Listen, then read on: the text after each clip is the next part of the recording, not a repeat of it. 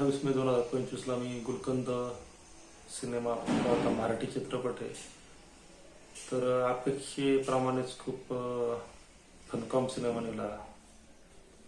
छान अनुभव होता. सुरुवातीपासून आता तुम्हाला सांगतो, मी लास्ट पिक्चर टॉम क्रूजचा बघितला होता, मिशन इम्पॉसिबल. तर त्या मानाने आपला हा गुलकंद चित्रपट इतका निखळ मनोरंजन करून गेला. पैसा वसूल चित्रपट आहे. सिरियस सिनेमा टॉम क्रूजचा जो मिशन इम्पॉसिबल होता. काय चाललंय, कशासाठी चाललंय, काहीच समजत नव्हतं.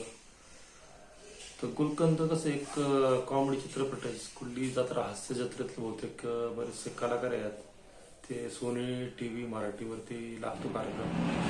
इथं कधी असं आदनं बंद नाही का, युट्यूबवर वगैरे स्वतःहून तर कधी बघितलं नाही. दुसरे कोण बघत असताना थोडंफार आवाज कानावर आलेले आहेत. तर चित्रपटाचं कथानक असं आहे की, कथानक सांगण्याची गरज नाही आहे. तुम्हाला फक्त सांगतो की हा पिक्चर बघा, तुम्ही निराश होणार नाही पुढे. एवढा छान चित्रपट आहे.